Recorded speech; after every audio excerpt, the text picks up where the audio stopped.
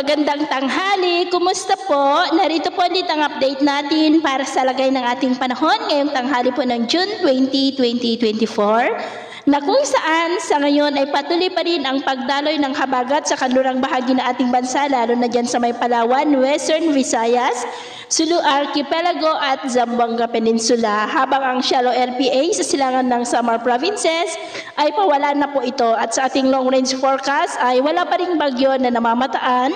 na tatawid po dito sa ating bansa hanggang sa matapos ang buwan na ito at sa lagay ng ating panahon ngayong tanghali ay mainit at maalinsangan dito sa malaking bahagi ng Northern at Central Luzon pero may tsansa pa rin ng maulap na kalangitan with isolated rains. Diyan po sa may La Union, ilang bahagi ng Calabarzon, Camarines Sur, Catanduanes, Mimaropa, Panay Island, Negros, Cebu, Bohol, Leyte, Samar Provinces, Sulu Archipelago, Zamboanga Peninsula, Northern Mindanao, Caraga, ilang bahagi ng Davao Region at Sorsogon. At sa susunod na mga oras, mas mataas muli ang tsansa ng maulap na kalangitan with isolated light to heavy rain sa malaking bahagi ng Kabisayaan, Mindanao, Mimaropa,